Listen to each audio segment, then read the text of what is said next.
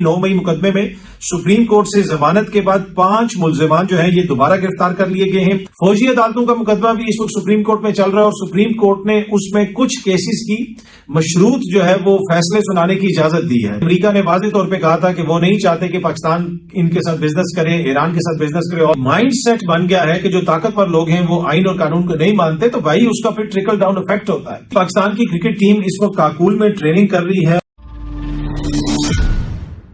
जी अस्सलाम वालेकुम, उम्मीद है कि आप सब लोग खैरियत से होंगे। पंजाब हुकूमत ने उन लोगों को दोबारा 16 एमपीओ के तहत गिरफ्तार कर लिया गया है जिनको सुप्रीम कोर्ट से हालिया दिनों में जमानत मिली। ये सामने आप खबर देख सकते हैं। रावलपिंडी 9 मई मुकदमे में सुप्रीम कोर्ट से जमानत के बाद 5 मुल्जिमान जो हैं ये दोबारा गिरफ्तार कर लिए गए हैं। इनको 16 एमपीओ के तहत गिरफ्तार किया गया है।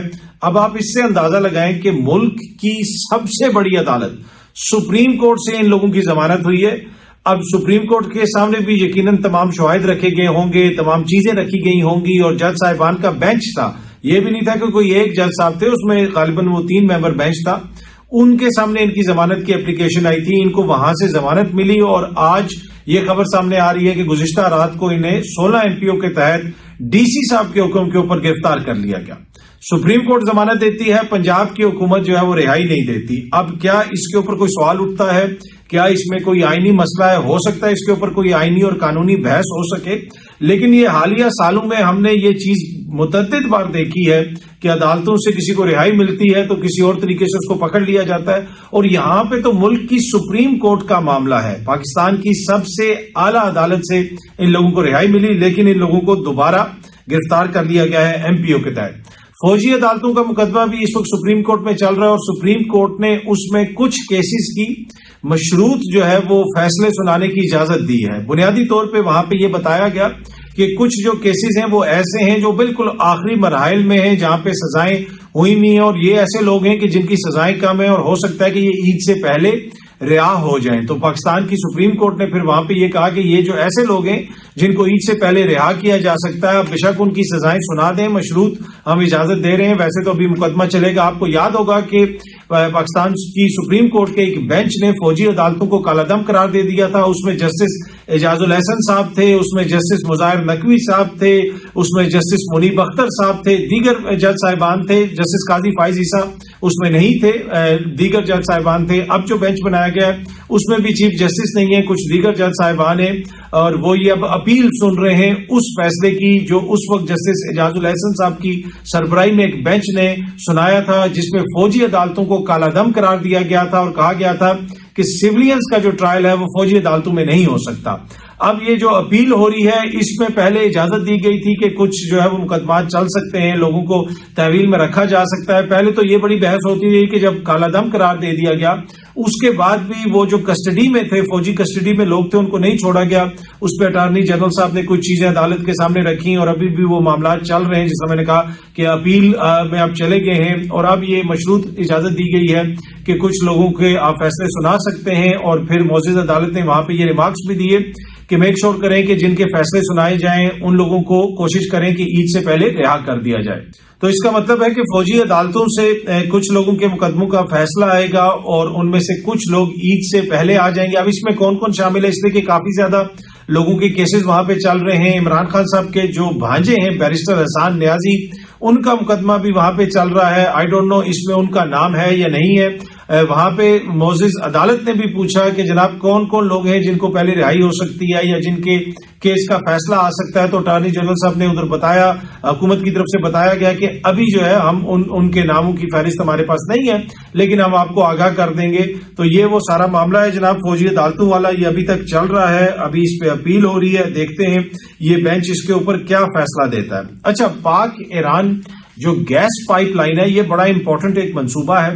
इसके हवाले से आपको पता है पाकिस्तान में बार बार बहस भी होती है, मुख्तलिफ चीजें सामने आती हैं कि इसकी वजह से पाकिस्तान सस्ती गैस ले सकता है। आपको याद होगा कि डोनाल्ड लू साहब ने वो जो एक हेयरिंग में बयान दिया था और उसमें कहा था कि ईरान के साथ बिजनेस ना किया जाए। ہم نے اپنی ریڈ لائنز کا بتا دیا ہے، اور ایران جو ہے وہ مطلب کہ آپ جو بھی ایران کے ساتھ جائے گا اس کے لیے مشکلات ہوں گی۔ اگین امریکہ کے جو ترجمان ہیں اسٹیٹ ڈپارٹمنٹ کے، ان کی جانب سے بھی اس طرح کی بات کی گئی کہ ایران کے اوپر پابندیاں ہیں، جو ان کے ساتھ کاروبار کرے گا وہ بھی ان پابندیوں کا نشانہ بن سکتا ہے۔ آپ نے سنا ہوگا کہ پاکستان کی جانب سے کوئی غالباً یہ کہا گیا تھا کہ کوئی ویور لینے کی کوشش کی جائے گی، کوئی رعایت لینے کی کوشش کی جائے گی، اس لیے کہ مختلف لوگ جو ہیں وہ ایران کے ساتھ بزنس بھی کرتے ہیں، لیکن امریکہ نے واضح طور پہ کہا تھا کہ وہ نہیں چاہتے کہ پاکستان ان کے ساتھ بزنس کرے، ایران کے ساتھ بزنس کرے، آلدو کہ وہ ہمارے نیبر میں ہے، اگر وہاں سے ہمیں کوئی سستی چیز ملتی ہے تو یہ ہمارا رائٹ ہے، ہمیں ملنی چاہیے۔ ویسے تو ڈونلڈ لو نے یہ بھی کہا تھا کہ مجھے تو یہ بھی نہیں پتا کہ ان کے پاس پیسہ کہاں سے آئے گا ایسے پروجیکٹ کے لیے، تو یہ بھی ایک بڑا مسئلہ ہے نا، پیسہ بھی تو ہم نے دوسروں سے لینا ہوتا ہے۔ اچھا، اب امریکی ترجمان نے یہ کہا ہے کہ امریکہ جو ہے وہ انرجی کے شعبے میں پاکستان سے تعاون کرے گا، وہ جو ان کے مسائل ہیں، پاکستان کی جو کرائسس ہے توانائی کا، انرجی کا، اس میں امریکہ پاکستان کی مدد کرے گا، اس کو کس طریقے سے ایڈریس کیا جانا ہے، وہ کیسے مدد کرے گا ابھی یہ نہیں پتا، لیکن پہلی مدد انہوں نے یہ کر دی ہے کہ خبردار ایران سے سستی گیس نہیں لینی۔ اب وہ مدد میں کہاں سے آئے گی، کہاں سے ہم گیس لیں گے، وہ کتنی سستی ہوگی، کیا ہوگا، پر اینی وے امریکہ یہ کہہ رہا ہے کہ وہ اس مسئلے کو ایڈریس کرنے کے لیے پاکستان کے ساتھ تعاون کرے گا۔ اچھا، آپ لوگوں نے ایک ویڈیو دیکھی ہوگی سوشل میڈیا کے اوپر وائرل ہوئی ہوئی ہے، بڑی دلخراش قسم کی ویڈیو ہے، جس میں ایک بھائی مبینہ طور پہ اپنی بہن کا گلا دبا کے اس کو مار دیتا ہے۔ میں نے تو پوری ویڈیو نہیں دیکھی ہے، نہ ہی میں یہاں پہ آپ سے شیئر کروں گا۔ پنجاب کے کسی علاقے کی ویڈیو ہے، اس بچی کا باپ بھی وہاں پہ بیٹھا ہے، کوئی ویڈیو بھی بنا رہا ہے۔ ویڈیو اس کو مارنے کے بعد نیچے لوگوں نے کامنٹس پہ لکھا ہوا ہے کہ جناب وہ باپ اس اپنے بیٹے کو جو ہے پانی بھی آفر کرتا ہے، بعد میں اس بچی کی تدفین بھی ہو گئی۔ اب یہ جو بچی ہے جس کو مبینہ طور پہ قتل کر دیا گیا ہے، یہ ویڈیو جو سامنے آئی ہے، اس کا ذمہ دار کون ہے؟ اس کا کون ذمہ دار ہے کہ ایک شخص جو ہے اس کے سامنے اس کی بچی کو اس کے بھائی نے مار دیا؟ وہ شخص ذمہ دار ہے، اس کا بھائی ذمہ دار ہے، یا کون؟ ہم سب ذمہ دار ہیں، معاشرہ ذمہ دار ہے۔ دیکھیں، ایک تو وہ ذمہ دار ہے جنہوں نے مارا، وہ اس سے تو کوئی دو رائے نہیں ہے، لیکن جو اس وقت ملک کے اندر آئین اور قانون کی صورتحال ہے نا، وہ بھی اس کی ایک بڑی ذمہ دار ہے۔ جب آپ کو پتا ہو کہ آپ نے آئین اور قانون کے اوپر عمل درآمد نہیں کرنا، جب آپ کسی ایک جگہ پہ قانون توڑتے ہیں تو دوسرے لوگ دوسری جگہ پہ قانون توڑتے ہیں۔ جب آپ کے ملک میں وقت پہ انتخابات نہیں ہوں گے، جب آپ کے ملک میں سپریم کورٹ تک کے فیصلوں کا احترام نہیں ہوگا، ہائی کورٹس کے فیصلوں کا احترام نہیں ہوگا، جج اس قسم کے لیٹر لکھ رہے ہوں گے، پولیس جس کو چاہے مرضی پکڑ لے، پولیس اگر ایم پی اے کو روکے گی تو پولیس کو جناب وہ معطل یا ٹرانسفر کرا دیا جائے گا، پولیس اگر کسی کمزور کو پکڑے گی تو اس کو چھڑوانے والا کوئی نہیں ہوگا۔ تو یہ جو اوور آل سچویشن ہے جو پاکستان کے اندر بدقسمتی سے نہ میرٹ ہے، نہ آئین کی عملداری ہے، نہ قانون کی عملداری ہے، یہ اس کا شاخسانہ ہے، یہ اس کا ڈائریکٹ ریزلٹ ہے، اس میں کوئی دو رائے نہیں ہونی چاہیے۔ یہ میں کسی ایک حکومت کی بات نہیں کر رہا، اوور دا ایئر جس طریقے سے ہم نے آئین اور قانون کو روندا ہے، جس طریقے سے آئین اور قانون کی یہاں پہ پاسداری نہیں ہوتی، یہ اس کا ڈائریکٹ نتیجہ ہے، یہ اس کا ڈائریکٹ نتیجہ ہے۔ ہر وہ شخص ذمہ دار ہے، ہر وہ حکمران ذمہ دار ہے، ہر وہ افسر ذمہ دار ہے جس نے آئین کو توڑا، قانون کو توڑا، آئین اور قانون کی عملداری کے اوپر اس نے یقین نہیں رکھا، بلکہ اس نے میک شور کیا، اس چیز کو یقینی بنایا کہ اس کے مفادات کا تحفظ ہو۔ آئین ٹوٹتا ہے، قانون ٹوٹتا ہے، ٹوٹتا رہے، انتخابات نہ ہو، جو مرضی نہ ہو، بس ہمارا کام چلتا رہے۔ تو جو ایک مائنڈ سیٹ بن گیا ہے کہ جو طاقتور لوگ ہیں وہ آئین اور قانون کو نہیں مانتے، تو بھائی اس کا پھر ٹرکل ڈاؤن افیکٹ ہوتا ہے، نیچے بھی جو لوگ ہیں وہ دیکھتے ہیں، وہ بھی اس کے اوپر بات کرتے ہیں، پھر وہ یہ کہتے ہیں کہ جناب ادھر بھی کچھ نہیں ہو رہا، ادھر بھی کچھ نہیں ہو رہا، اور پھر جب لا قانونیت ہوتی ہے تو مختلف شکلوں میں آپ کو معاشرے کے اندر نظر آتی ہے، اور اس کی ایک مثال یہ والی بدقسمت ویڈیو ہے۔ اچھا جی، بجلی جو ہے ایک ماہ کے لیے 5 روپے فی یونٹ مہنگی کر دی گئی ہے۔ اب تو یہ وہ ٹریک رکھنا ہی مشکل ہو گیا، روز ہی کبھی خبر آ رہی تھی کہ 2 روپے ادھر ہو گیا، 4 روپے ادھر ہو گیا، 5 روپے ادھر ہو گیا۔ اب اگین آج یہ خبر آ رہی ہے کہ بجلی ایک ماہ کے لیے 5 روپے فی یونٹ مہنگی کر دی گئی ہے۔ ایک ماہ کے بعد سستی کر دی جائے گی یا ایک ماہ کے بعد مزید 5 روپے مہنگی کر دی جائے گی، یہ ابھی واضح نہیں ہے۔ اس خبر کے اندر یہ لکھا ہوا ہے جناب مختلف چیزیں کہ وہ کوئی اس میں ایڈجسٹمنٹ بھی ہوگی فروری کے مہینے کی، ہو سکتا ہے کہ جو بیک ڈیٹڈ کوئی بلز ہیں اس کے اندر پھر یہ اس کو ڈالا جائے، آئی ڈونٹ نو۔ اب تو وہ ٹریک بھی نہیں رہا، آپ بھی بلز دیکھتے ہوں گے، اس پہ بہت ساری ایڈجسٹمنٹ کی مد میں پیسے لیے جا رہے ہیں، پر ایک چیز بالکل شیور ہے کہ چیزوں کی قیمت میں اضافہ ہو رہا ہے، اور آنے والے دنوں میں چیزوں کی قیمت میں مزید اضافہ ہوگا۔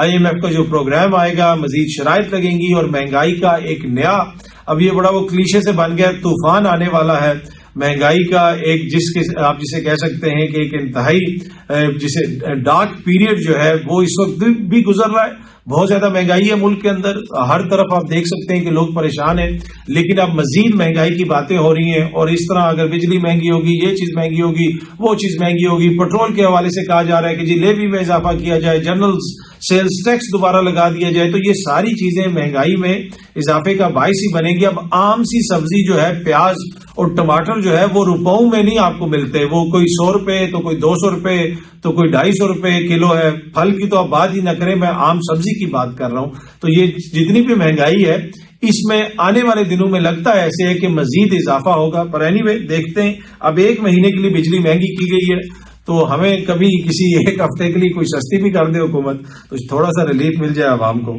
اچھا جی، پاکستان کی کرکٹ ٹیم اس وقت کاکول میں ٹریننگ کر رہی ہے، اور اعظم خان صاحب جو ہیں وہ 2 کلومیٹر ریس میں مشکلات کا شکار رہے، وہ ان سے پوری وہ صحیح طریقے سے اس کو دوڑ نہ سکے۔ وہاں پہ ان کی جو فوجی انسٹرکٹرز ہیں وہ ان کی ٹریننگ کرا رہے ہیں۔ ٹریننگ کے دوسرے روز جو پاکستانی کرکٹرز ہیں ان کی فٹنس کا جائزہ لینے کے لیے دوڑ لگوائی گئی۔ اب کرکٹرز ہیں، کھلاڑی ہیں، دوڑ ہی لگوانی ہے، ان کی دوڑ لگوائی گئی۔ اس ٹیسٹ کے دوران عرفان اللہ خان نیازی نے شاندار کارکردگی کا مظاہرہ کرتے ہوئے 2 کلومیٹر دوڑ 6 منٹ اور 47 سیکنڈ میں مکمل کی۔ تو نیازی جناب یہ دوڑ جیت گیا ہے، جو دوڑ لگی وہاں پہ اس میں نیازی نمبر 1 پہ آ گیا ہے، عرفان اللہ نیازی۔ اس نے 6 منٹ 47 سیکنڈ میں یہ دوڑ مکمل کی۔ اس کے بعد جو اعظم خان صاحب کے حوالے سے اس خبر کے اندر لکھا ہوا ہے کہ اعظم خان صاحب جو ہیں وہ صرف 1.5 کلومیٹر دوڑ سکے، اور اس ریس کو جو اس کا ٹائم تھا وہ تقریباً 20 منٹ اس کا ٹائم رکھا گیا۔ دیگر جو قابل ذکر پرفارمنس رہی اس میں محمد رضوان جو ہیں وہ فارم 45 کے تحت دوسرے نمبر پہ آئے، وہ 8 منٹ 26 سیکنڈ۔ محمد حارث، نسیم شاہ، یہ سارے یہ جو دوڑ کے نتائج ہیں، ریزلٹس ہیں، یہ سارے فارم 45 والے ہیں، مطلب یہ اس پہ کسی نے ڈسپیوٹ نہیں کیا ہے۔ نیازی نمبر 1 پہ ہے 6 منٹ 47 سیکنڈ پہ، رضوان صاحب جو ہیں وہ 8 منٹ 26 سیکنڈ پہ دوسرے نمبر پہ ہیں۔ نسیم شاہ، حسیب اللہ، محمد وسیم جونیئر نے 8 منٹ 47 سیکنڈ میں دوڑ مکمل کی۔ اسی طرح مہران ممتاز نے 8 منٹ 30 سیکنڈ میں، شاہین شاہ افریدی نے 8 منٹ 37 سیکنڈ میں، حالانکہ یہ تو سب سے لمبا ہے، افریدی اس کی ٹانگیں تو سب سے لمبی ہیں، لیکن انہوں نے 8 منٹ 37 سیکنڈ میں۔ آغا سلمان نے 9 منٹ 20 سیکنڈ میں، محمد عامر نے 9 منٹ 30 سیکنڈ میں، شاداب نے 9 منٹ 56 سیکنڈ میں، اور اسی طرح ایک اور کھلاڑی نے جناب 9 منٹ اور 57 سیکنڈ میں۔ تو دیگر کھلاڑیوں کی بھی تفصیل لکھی ہوئی ہے۔ فٹنس بڑی امپورٹنٹ ہے، مذاق اپنی جگہ پہ، لیکن اعظم خان ہو جائیں یا کوئی بھی ہو جائے، جتنے بھی کھلاڑی ہیں ان سب کی فٹنس جو ہے وہ ہونی چاہیے۔ فٹنس پہلا کرائٹیریا ہے، جب آپ میدان میں اترتے ہیں تو آپ کی فٹنس پوری ہونی چاہیے، اور ان کی وہاں پہ ٹریننگ ہو رہی ہے، اور ہم امید کرتے ہیں کہ اس ٹریننگ کے نتیجے میں ان کی فٹنس بہتر ہوگی۔ ویسے بھی اوور آل بھی جو قوم کی فٹنس ہے، صحت ہے، اس کا بھی ہمیں خیال رکھنا چاہیے۔ ایسی چیزیں نہیں کھانی چاہیے جس سے صحت خراب ہو، اور دوسرا باقاعدگی سے چلیں پھریں، اور سستی کا جو ہے نا وہ مظاہرہ نہ کریں۔ یہاں پہ وہ ایک ان بلٹ سستی جو ہوتی ہے نا اندر کے، خود بیٹھے ہوئے دوسرے کو کہیں گے یار وہ ذرا پین پکڑا دینا، وہ بیٹا مجھے ذرا پانی کا گلاس لے آؤ، وہ بھائی آپ خود اٹھ کے خود لے لیں، آپ کا کام ہے۔ یہ چھوٹی چھوٹی چیزیں میٹر کرتی ہیں۔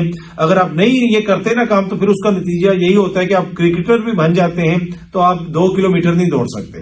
اور اینی وے اپنا خیال رکھیں، اپنی فٹنس کا خیال رکھیں، اور رمضان میں یہ جو رمضان کا ہول کانسیپٹ ہے کہ اپنے نفس پہ، اپنی خواہشات پہ ایک طرح سے آپ قابو پانا سیکھتے ہیں، اپنی بھوک کو برداشت کرنا سیکھتے ہیں۔ صرف اپنی بھوک کو برداشت نہ کریں، دوسروں کی بھوک، دوسروں کے درد اس کو محسوس بھی کریں۔ تو میرے خیال میں اگر ہم سب یہ کریں گے تو کافی بہتری ہوئے گی ملک میں۔ فٹنس کا بھی خیال رکھیں اور دیگر چیزوں کا بھی خیال رکھیں۔ آئین اور قانون کا تو حکومت ویسے ہی خیال رکھ رہی ہے اور اس کے مطابق ہی سب کچھ چل رہا ہے۔ دیگر معاملات بھی ہیں، آج فل کورٹ کا اجلاس بھی ہوگا، چیف جسٹس صاحب کی وزیر اعظم صاحب سے ملاقات بھی ہوگی۔ کوشش ہوگی کہ اگلی ویڈیو کے اندر اس حوالے سے کچھ تفصیلات آپ کے ساتھ شیئر کی جائیں۔ بہت جلدی آپ سے دوبارہ ملاقات ہوگی۔ Thank you very much.